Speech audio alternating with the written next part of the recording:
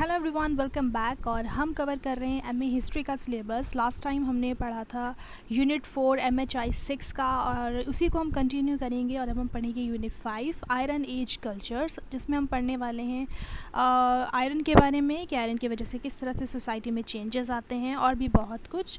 और जैसे कि आपको पता है कि एमएचआई 6 जो है वो सोशल स्ट्रक्चर के ही बारे में है। सो देखते हैं हमें क्या क्या पढ़ना है। स्टार्ट करेंगे हम क्वेश्चन से। Okay, so question number 1 is discuss the implications of iron metallurgy in the development of urbanism and state structures. तो हमें implications discuss करने हैं कि आयरन जब आया तो उसके क्या रिज़ल्ट रहे, किस चीज़ में, अर्बनिज़म में और स्टेट स्ट्रक्चर में। कैसे उसने अर्बनिज़म मतलब कि कैसे सिटीज़ डेवलप हुई और कैसे एक स्टेट बिल्डअप हुआ आयरन की वजह से। सो स्टार्ट करते हैं इंट्रोडक्शन से पहले। कोई भी आंसर लिखने का बेस्ट तरीका ये होता है कि क्वेश्चन को ना पार्ट्स में डिवाइड कर दो। अब जैसे इस क्वेश्चन में जो है वो डेवलपमेंट पूछा है कि अर्बनिज़म और स्टेट स्ट्रक्चर कैसे डेवलप हुआ आयरन के आने की वजह से। बट इससे पहले हम क्या देंगे, इंट्रोडक्शन देंगे। इंट्रोडक्शन में हम क्या बताएंगे कि आयरन एज एक्चुअल में थी क्या, कौन सा वो टाइम था जब लोगों को आयरन के बारे में पता चला। तो पहले हम इंट्रो में छोटी छोटी चीज़ें वो कवर करेंगे और उसके बाद फिर आधे पार्ट में हम ये बताएंगे कि उसका क्या इम्प्लीकेशन पड़ा। तो सबसे पहले हम इंट्रो में क्या लिखेंगे कि पहले क्या था आयरन के, आयरन एज से पहले कौन सी एज थी, स्टोन और ब्रोंज एज थी। यानी कि लोगों को सिर्फ स्टोन और ब्रोंज के बारे में पता था, आयरन अभी तक डिस्कवर नहीं हुआ था। लेकिन जब लोगों को आयरन के बारे में पता चलता है तो दे केम टू नो कि यार ये तो ज़्यादा यूज़फुल है। और जो दूसरे मेटल्स, जो दूसरे मटेरियल्स वो लोग यूज़ कर रहे थे, आयरन उन सबको रिप्लेस कर देता है। बट जैसे मैंने पहले कहा है और हमेशा कहती हूँ कि कोई भी चीज़ ना सडनली ख़त्म नहीं हो जाती। जैसे ब्रोंज और स्टोन यूज़ होता हुआ आ रहा था तो ऐसा नहीं था कि वो एकदम ख़त्म हो गया, वो भी कंटिन्यू रहा बट उसका यूज़ कम हो गया क्योंकि अब आयरन आ गया था। सो अब प्रोडक्टिव एक्टिविटीज़ में टूल्स की ज़रूरत पड़ती थी। अब जैसे एग्जांपल लें कि एग्रीकल्चर करना है और उसके लिए टूल्स की ज़रूरत है।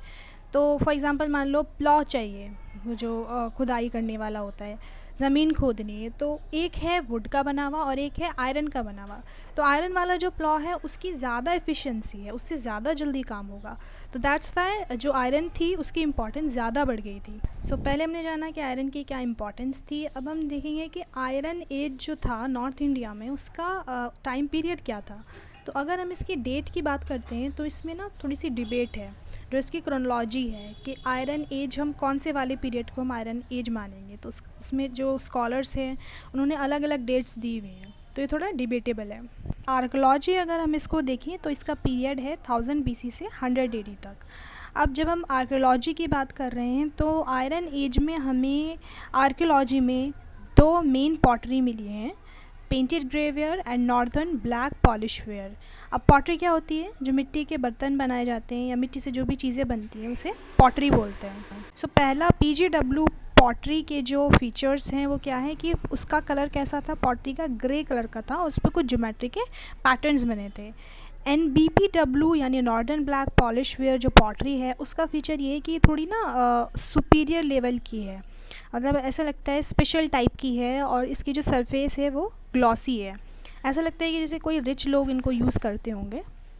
सो दोनों ही तरह की पॉटरी हमें नॉर्थ इंडिया में आयरन एज वाले पीरियड में देखने को मिलती है। अब हम जानेंगे कि नॉर्थ इंडिया में किस जगह पर हमें आयरन एज के साइन मिलते हैं। तो PGW पॉटरी जो है वो हमें ईस्टर्न पाकिस्तान में घग्गर रिवर के पास मिलते हैं, उसके एविडेंस। और नॉर्थ राजस्थान से लेकर गंगा यमुना डिवाइड तक भी हमें PGW के एविडेंस मिलते हैं, जिससे ये पता चलता है कि वहाँ पर आयरन का यूज़ होता था। PGW पॉटरी जो थी वो अर्ली आयरन एज को रिप्रेजेंट करती थी, यानी फर्स्ट इसी को यूज़ किया गया होगा। एंड उस टाइम पे जो आयरन को यूज़ किया जाता था वो क्या क्या था कि वेपन्स के लिए यूज़ होते थे, हंटिंग के लिए यूज़ होते थे, और जो एग्रीकल्चर के और हाउस होल्ड के जो टूल्स थे उनमें ज़्यादा यूज़ नहीं होता था आयरन। अगर हम ओवरऑल देखें तो अभी आयरन का यूज़ ना उतना ज़्यादा नहीं था, लिमिटेड ही था। और जो कॉपर था वो टूल्स वगैरह के लिए अभी भी कंटिन्यूसली यूज़ होता था। साथ ही कॉपर को ज्वेलरी वगैरह के लिए भी यूज़ किया जा रहा था। और इसी टाइम पीरियड में एक नया मटेरियल भी पिक्चर में आता है जो था ग्लास, जिसकी बैंगल्स और बीड्स वगैरह बनते हैं। तो ये था अर्ली आयरन एज। अब लेट आयरन एज में क्या था, लेट आयरन एज जो था वो रिप्रेजेंट हो रहा था NBPW वाली पॉटरी से। साथ ही और भी आर्किटेक्चर और मटेरियल कल्चर था, बट जो NBPW था वो लेट आयरन एज को रिप्रेजेंट करता था। एंड जैसा कि मैंने पहले बताया NBPW पॉटरी का एक डिस्टिंक्टिव फीचर ये था कि उसकी जो सरफेस थी वो बहुत शाइनी थी, बहुत ग्लॉसी थी।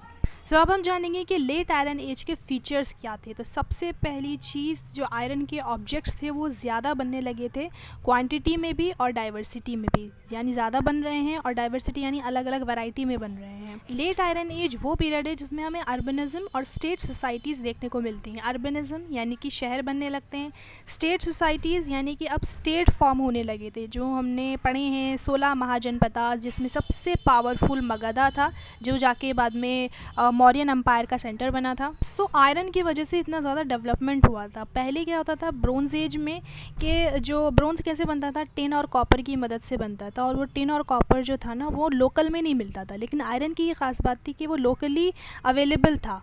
तो लोकली अवेलेबल होने की वजह से इसने क्या कर दिया था, जो दूसरे मटेरियल्स थे, ब्रोंज़ था, कॉपर था, उनको कम्प्लीटली रिप्लेस कर दिया था। सो आयरन की प्रॉपर्टीज़ लोगों को खुश तो कर रही थी, बट आयरन की मेटलर्जी यानी आयरन को प्रोड्यूस करने की टेक्नोलॉजी थी वो कॉपर की मेटलर्जी से काफ़ी डिफरेंट थी। आयरन को मेल्ट करने के लिए हाई टेम्परेचर की ज़रूरत थी, फिर फर्दर उसको स्मेल्ट करने के लिए, यानी कि जो कच्चा आयरन है उसमें से प्योर मेटल ऑब्टेन करने के लिए, उसके लिए भी ज़्यादा टेम्परेचर की ज़रूरत थी, और साथ ही ऐसी फर्नेस की, ऐसी भट्टी की ज़रूरत थी जिसमें जो टेम्परेचर है वो बिल्कुल एग्जैक्ट रहे, ना ज़्यादा होना चाहिए ना कम होना चाहिए। अगर ज़्यादा हो जाएगा तो आयरन ऑक्सीडाइज़ हो जाएगा, ख़राब हो जाएगा आयरन। तो लोगों को फ्यूल की ज़्यादा ज़रूरत थी, तो लोग पहले कॉपर की टेक्नोलॉजी को जानते थे, तो उससे आगे निकल के अब लोगों को आयरन को मेल्ट करने की और स्मेल्ट करने की टेक्नोलॉजी सीखनी थी। सो आयरन की टेक्नोलॉजी बहुत मैटर करती थी, और इसके लिए ख़ास तरह की फर्नेसेस, भट्टियाँ बनी थी जो कि रिड्यूसिंग कंडीशन पर काम करती थी। इसका मतलब था कि जो ये फर्नेस थी वो कम्प्लीटली क्लोज़ होती थी, यानी कोई भी ऐसी जगह नहीं थी जहाँ से कि एयर उसमें चली जाए। अब एयर या ऑक्सीजन के जाने से क्या होता था कि आयरन ऑक्सीडाइज़ हो सकता था, उसमें वो ख़राब हो सकता था। सो वी सी कि आयरन का जो यूज़ था बिगनिंग में लिमिटेड ही रहा, सिर्फ सब्सिस्टेंस के लिए ही, जैसे एग्रीकल्चर टूल्स वगैरह बनाने के लिए यूज़ होता था। लेकिन अर्बन एज में इसकी स्पेशलाइज्ड फॉर्म्स में इसको यूज़ किया जाने लगा, और सोफिस्टिकेटेड टूल इसके बनने लगे। अब हम पढ़ेंगे कि आयरन का रोल क्या रहा है अर्बनिज्म और स्टेट स्ट्रक्चर को डेवलप करने में। अब ये जो टॉपिक है ना, इस पर डिबेट है, स्कॉलर्स के अपने अपने थॉट हैं।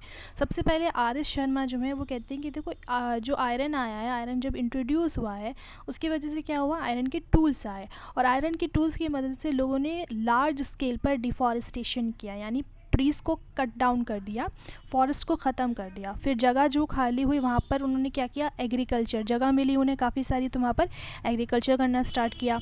जब एग्रीकल्चर स्टार्ट हुआ तो क्या हुआ, जब बड़े लेवल पर एग्रीकल्चर होगा तो अपना जो सब्सिस्टेंस लेवल है, यानी अपने खाने पीने के लिए एग्रीकल्चर में से जो भी प्रोड्यूस था उसको यूज़ करने के बाद जो बचा वो सरप्लस कहलाया, और जब सरप्लस आता है तो क्या होता है, स्टेट बन जाता है। तो जो एक्स्ट्रा रिसोर्सेज फॉर्म हुए यानी सरप्लस, उसकी मदद से स्टेट वहाँ पर फॉर्म हुए। अब आर.एस. शर्मा के अपोज में बहुत सारे स्कॉलर्स ने अपनी अपनी स्टेटमेंट दिए हैं। जैसे एन.आर. राय हैं, वो क्या कहते हैं कि देखो जो लैंड को क्लियर किया गया है ना, वो ज़रूरी नहीं है कि आयरन के यूज़ से ही किया गया होगा।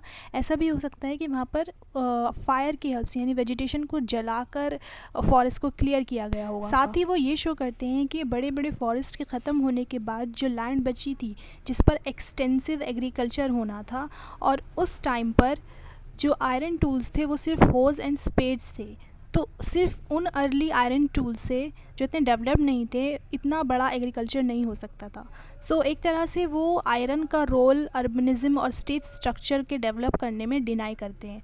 तो वो कहते हैं कि अर्बनाइजेशन आयरन की वजह से नहीं हुआ। ए घोष एंड डी.के. चक्रवर्ती का कहना है कि आयरन नहीं, कुछ और सोशल इंस्टीट्यूशंस थे जिसकी वजह से अर्बनाइजेशन हुआ।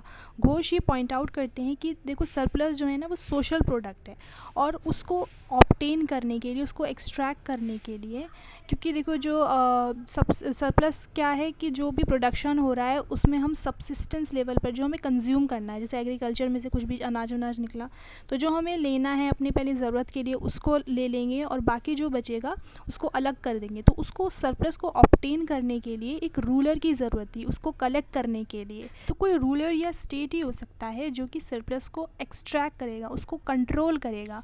सिर्फ आयरन के आ जाने से सरप्लस क्रिएट नहीं होगा और फर्दर अर्बनाइजेशन आए। So according to them A Ghosh and T K Chakravarti क्या कहते हैं कि iron was not responsible for development of social structure, state structure and urbanisation, बल्कि कुछ और सोशल इंस्टीट्यूशन थे जिनकी वजह से अर्बनाइजेशन हुआ। अनदर स्कॉलर मक्कन लाल वो पॉइंट आउट करते हैं कि देखो जो आयरन के टूल्स थे वो स्टार्टिंग में इतने डेवलप तो थे नहीं। नए टूल्स जब बने हैं जब NPPW की पॉटरी का जो लेट फेस था तब जाकर बने हैं। और साथ ही वो अपने सर्वे के बेसिस पर बताते हैं कि जो गंगा रिवर के पास जो बड़ी बड़ी सेटलमेंट्स थी वहाँ पर लैंड तो पहले से ही क्लियर थी, वहाँ पर फॉरेस्ट नहीं थे, तो ऑलरेडी वहाँ पर लोगों के लिए लैंड अवेलेबल थी, यानी कि आयरन की कोई ज़रूरत ही नहीं थी फॉरेस्ट वगैरह को कट करने के लिए। 10 जो फैक्टर्स हैं जो अर्बनिज़म के राइज़ होने के फैक्टर्स हैं वो कुछ और हो सकते हैं। सो ये अलग अलग पॉइंट ऑफ व्यूज़ हैं स्कॉलर्स के कि आयरन का क्या रोल रहा स्टेट सोसाइटी और अर्बनाइजेशन को डेवलप करने में। बट अगर हम इसको कंक्लूड करें तो एक बात तो क्लियर है कि ब्रोंज एज में स्टेट सोसाइटी और ब्रोंज के बीच में एक डायरेक्ट लिंक था, और उसका रीज़न ये था कि ब्रोंज यानी कि कॉपर और टिन के प्रोक्योरमेंट के लिए, यानी उसको ऑब्टेन करने के लिए लोगों को बाहर जाना पड़ता था, दूर जाना पड़ता था डिस्टेंट एरियाज़ में, क्योंकि वो लोकली अवेलेबल नहीं था। तो उसके लिए एक स्टेट की ज़रूरत थी, एक रूलर की ज़रूरत थी जो इसको मैनेज कर पाता। लेकिन आयरन एज में हम देखते हैं कि इस तरह का कोई लिंक हमें देखने को नहीं मिलता स्टेट सोसाइटी और आयरन के बीच में, क्योंकि आयरन जो था वो लोकली अवेलेबल था। सो आयरन के इंट्रोड्यूस होने के लिए स्टेट का इन्वॉल्वमेंट होना ज़रूरी नहीं था। हालांकि आयरन एज में ट्रेडिंग लिंक्स तब भी थे, लॉन्ग डिस्टेंस ट्रेडिंग लिंक्स, यानी डिस्टेंट एरियाज़ के साथ ट्रेडिंग लिंक्स थे, बट रीज़न आयरन नहीं था, रीजंस कुछ और हो सकते हैं। साथ ही जो रिलेशन थे, जो ट्रेडिंग रिलेशन थे वो दूसरे एरियाज़ के साथ थे, यानी ब्रोंज एज में तो जो रिलेशन थे वो वेस्टवर्ड साइड थे, यानी काफ़ी सब कॉन्टिनेंट के बाहर भी जो एरियाज़ थे उनके साथ भी रिलेशन थे अगर ब्रोंज और कॉपर और टिन चाहिए तो। बट जो आयरन एज में जो ट्रेडिंग रिलेशंस थे वो सब कॉन्टिनेंट के अंदर ही थे, और इसकी वजह से ट्रेड रूट्स भी काफ़ी डेवलप हुए। एंड भले ही कितना ही डिबेटेबल हो, but we cannot deny the fact कि आयरन के आने से काफ़ी चेंजेस हुए और काफ़ी हद तक डेवलपमेंट हुआ। So it was all about today, here we end the video, and I hope आपको समझ में आया होगा। फिर भी कोई क्वेरी रह जाती है तो you can tell me, I will try my best to clear it. या फिर आप मुझे कोई सजेशन देना चाहते हो जिससे मैं नेक्स्ट वीडियो किस चैप्टर पर बनाऊँ, so you can tell me in the comment section, and please do subscribe my channel, and thank you for watching.